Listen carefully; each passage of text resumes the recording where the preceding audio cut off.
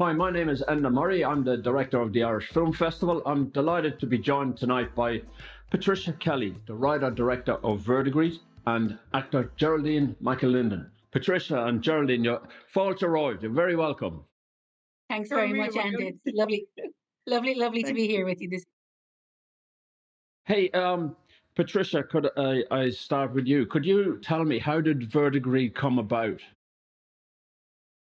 It came about through a number of different ways, but I suppose the most important one of it really was that in 2016 I was a census enumerator in Dublin's North Inner City, and it was a really interesting experience. And as most writers do, I kind of stored away a lot of the details in the back of my brain and decided I'm definitely coming back to this at some point, to locate a story in this situation and in this setting.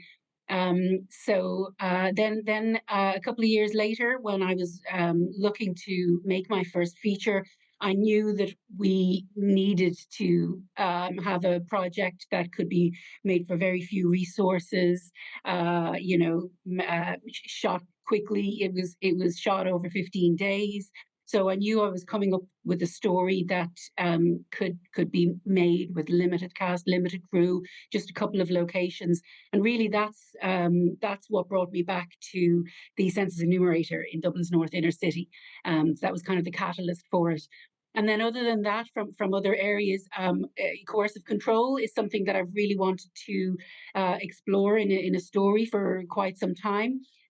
Somebody that I am very close to in my life has been a victim of coercive control for decades, and it was something that I really wanted to look at through a story. So that was another layer then into Verdigris. And I'm always really interested in unlikely friendships, unlikely pairings, odd couples kind of thing. And so it seemed a perfect opportunity as well to bring a fish out of water into this setting, and create a lovely friendship then between two women that on the surface seem to have nothing to do with each other, but of course being human, we have so much more in common than we think we do usually. Right. Now, Geraldine, I was interested in your background in coming to acting, and I was doing my research, and I saw that you had worked as a solicitor before you took the plunge into the arts. Do you want to tell us what was it that made you make that decision to leave law and come to a... It's not always a very well-paid job as an actor.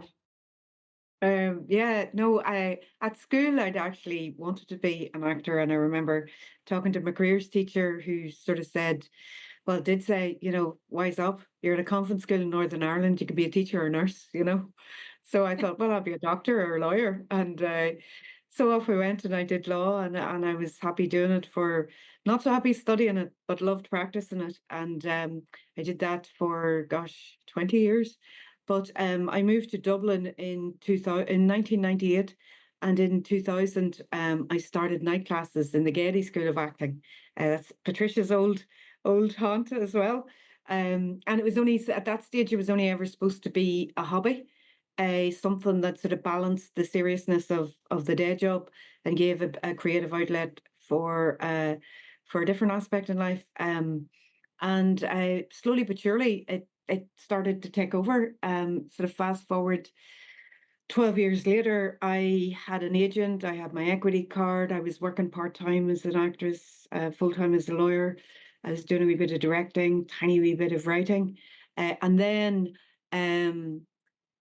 my mum passed away in October 2010 from a terminal cancer, and she was dead within months. Thank you. She was dead within 2 months of being diagnosed. So something like that makes you reevaluate life, I think. And then my brother-in-law very sadly passed away 8 months after that, and he was only around my age. And after everyone had been telling me for a couple of years, don't believe in law, that's mad, you've got this great pension.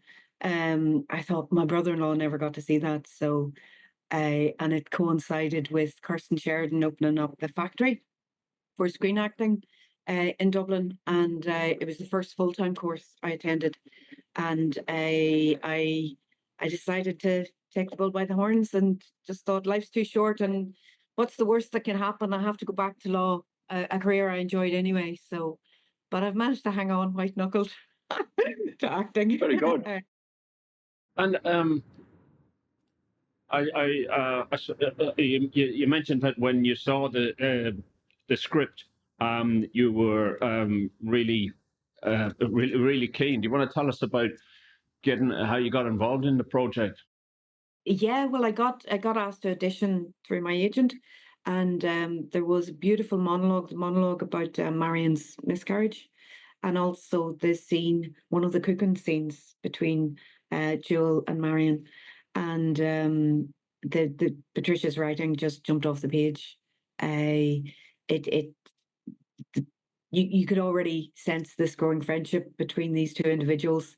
There's a nice touch of humor, and then there was just real heartbreakingness and honesty in the monologue, and even just where it was positioned in the story. That it was a real bonding moment for Joel and Marion for Marion to open up and talk about something so personal and so raw, still so raw decades later.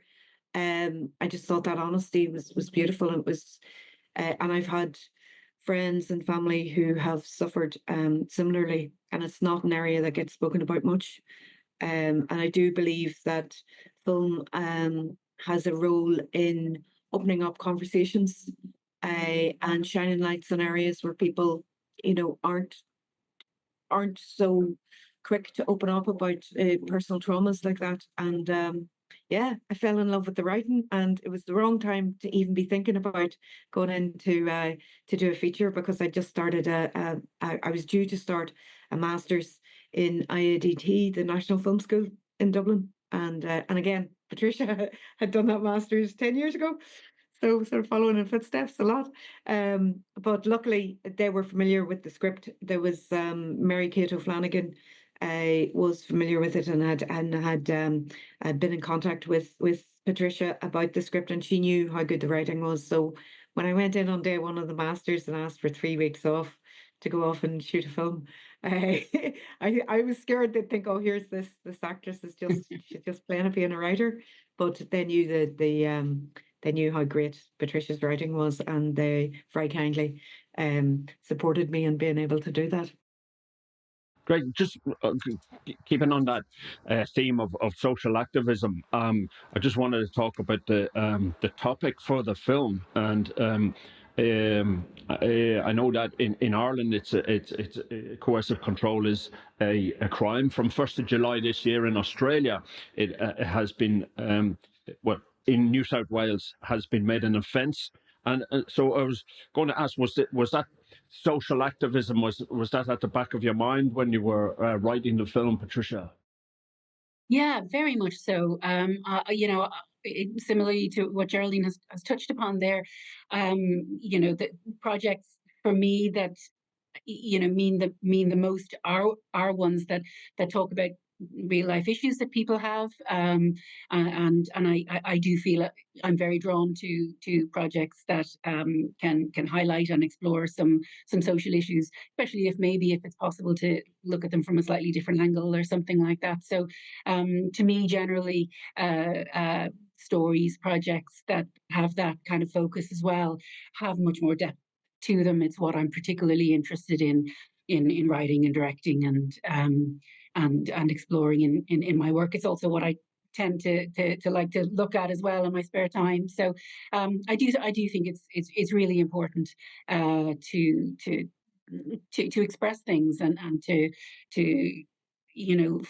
find ways into an issue through a story, in particular then through characters, and with all of our messy humanness, our messy humanity. I think that it just there's so much opportunity there for us to try to understand each other a little bit better through story and through art. Yeah, you wrote some great characters there. How did you go about casting the film?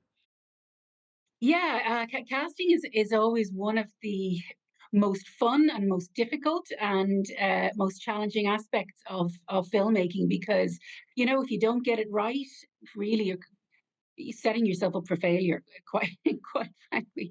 Um, but I really really enjoyed the process. It was fantastic. I met so many amazing actors, some of whom I'd already met before. I had met Geraldine a few years previously. On another project, and then I met a whole host, particularly when casting the character of Jewel. I met a whole host of amazing emerging younger actors. But really, we went two routes. We got in touch with all of the all of the actors' agents in Ireland and said, these are the primary roles. Would you like to suggest anyone for them? But we also then advertised on, some of the just some of the public forums as well for actors, because we really wanted to make sure to cast our net quite widely, and not only look for people that had agent representation. So we had really a great mix of very seasoned, very experienced actors, and some people that were largely either untrained or fresh out of acting school. And then it was just a case of, whittling it down to a short list and then a shorter list. And everybody initially sent in self tapes to help with that process. And then we had in room auditions, and then we had callbacks. And finally, then we had chemistry reads, which is where Geraldine and Maya met, I think, for the first time, and they were just both incredibly special. As so many of the other actors in the film, everybody did an amazing job. I couldn't be happier with the performances across the board. But I mean, Geraldine and Maya, they're just very special. Right. And Geraldine, I saw where you talked about the characters and how different they were, and in a way that Marion was more mumsy, whereas Jewel, even though she was young and from the wrong side of the tracks, was actually more confident. How how do you prepare for that the role in the film? Well, I think certainly with Marion, the irony of it is she's mumsy, but with no children, you know. But certainly when she first meets Jewel, they're rubbing off each other, and it takes a while before Marion basically tells Jewel where to go, before she comes up with her master plan to work together. And what I loved, and again, it was there in the writing, and there's barely a scene where they don't have an argument, which is a great. I think you need to know somebody really well as a friend to trust having an argument with them, because it's not going to be the end of the friendship. You can rub each other up the wrong way. I suppose, as Patricia said, it was the first time that Maya and I had met, was at the chemistry read. And I remember even at that, like, I deliberately only arrived a few minutes before the chemistry read, because I tend to get very nervous waiting outside an audition room. And we were both aware that there were people inside, as with every audition, the people in there are also auditioning for the same role. So sometimes that can be really nerve-wracking to listen to. So I deliberately got there late. Maya, on the other hand, had gotten there early. I think when I met her first, she was doing some yoga stretches, and I couldn't believe how calm she was coming across. So it was almost like life imitating art. So Marion's character is certainly a lot more nervous heading out into the world, although she is capable. She's capable of holding her own, of putting together a plan, of persuading Jewel to work with her. But what I loved is she just has that independence and that necessary assertiveness that she's had to raise herself, really. And I think that Marion's vulnerabilities and Jewel's defensiveness, they come together so that Jewel can let her walls down a bit, and Marion can become a wee bit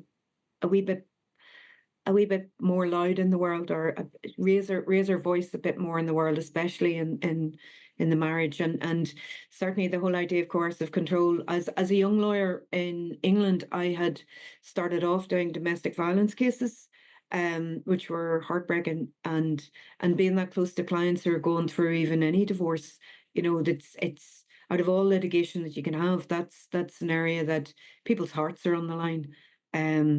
But the insidious nature of coercive control, people don't see bruises. They don't see that there's no aftermath. It's more, it's like the stealth that can come with that can slowly erode people's confidence, so that, you're being gaslighted effectively. And I think it takes someone like Joel to come into Marion's world for her to actually be able to say, no, that's not all right. And you can stand up for yourself, and you have it in you to confront what's going on in your life. So with all those gifts and layers of the well, sort of knowing, well, not knowing, but experiencing firsthand the effects that that a loss of confidence can have on people, especially in their personal lives, matched by Patricia's brilliant writing, matched by the joy it was to work with Maya, and the kind of feistiness that Maya was able to bring. Those, I think, were the component parts that helped me. And Michael, geez, Michael was like, somebody on set described him as, his voice is like a velvet, it's like a steel fist inside a velvet glove, which again, it's the idea that the outside world looking in would think they're the relic of old decency. Their life is sorted. They're reaching into what should be their golden years. They have a lovely house. To the outside world, everything looks fantastic, but just shows you nobody knows what goes on inside and behind doors. Yeah. Patricia, I was going to ask, were there any directing decisions that you made regarding camera moves or color palettes? I'm interested in the kind of finer points of how a director brings the film to life. What were your key ways to do that? Yeah. Well, in terms of the look of the film, we had two amazing heads of department working on the film. I had worked with production designer Caroline Hill on two of my shorts, so I already knew how terrific she was, and she was actually the very first person I contacted when I began to look for collaborators. And so she came on very earlier. Herself and her husband hand painted all of those tiny little soldiers, and I just knew that she would do an incredible job. So we talked about the different the look and what each different interior would look like. Always I wanted Jules' place to be young and vibrant and cool, and very, very different. Then we knew that Geraldine's Marion's house was going to be quite austere, and have been taken over by her husband, and her own little personal space to be so small and things like that. So Caroline pulled it out of the bag entirely with with a very small budget. She did an incredible job. And then I worked for the first time with an absolutely wonderful director of cinematography, Tanya Freemuth, who's based in the UK. And I met her online, and we started talking about the project, and she read the script, and thankfully she came on board, and we then started having a number of Zoom meetings, basically breaking down the script, talking about filmic references. We'd watch a bunch of films or TV shows and talk about them and what we might like to take inspiration from, and so on. And then eventually Tanya came over to Dublin for the weekend, and we did some location scouting, and we talked further about it. But essentially, we knew that, as I mentioned, it was shot in 15 days, so we knew that it absolutely we had to be light on our feet. And so Tanya basically worked around that. Everything was handheld. That was an aesthetic that we chose. We thought that that was appropriate. We wanted the kind of a documentary style aesthetic, and so she had a beautiful but light enough Canon camera. Tanya is a Canon ambassador, and they very kindly supported the project by loaning us a lovely camera and lovely lenses and so on. But essentially everything, we were light on our feet. We were able to move quickly through the streets of Dublin. And then even, for example, in the in what was maybe Jules' apartment, she was able to kind of work out some kind of choreography between, allowing the actors to have enough room to move in a very small space, and for her to just kind of find her way within them without hindering them, but still kind of catch them. So we were very much looking for that kind of docu-style feel to it, that it didn't matter if, a few seconds were out of focus or anything. That was part of the look and the feel that we were going for, that kind of, that it would fit social realism. So similarly then, we again talked about just, we were looking for very much the difference between, leafy green suburb and grey urban harshness in the exteriors, and then in the interiors, to see the difference between, the decades between our two lead characters, and how the light would feel differently in each place, and things like that. So worked very closely with both of them in particular to find the look of the film. Great. Look, I was really delighted when I saw the film, because I'd heard a lot about it, and it just lived up to my expectations. And it's just such a new, just a different take. It's very fresh. So I'm delighted that it's been successful for you, and wish you the best of luck in the future. Thanks for, we've run out of time, I'm afraid. But thanks a million for talking to us tonight. Thanks, Slán, Enda. Thank you. Bye bye. Bye bye.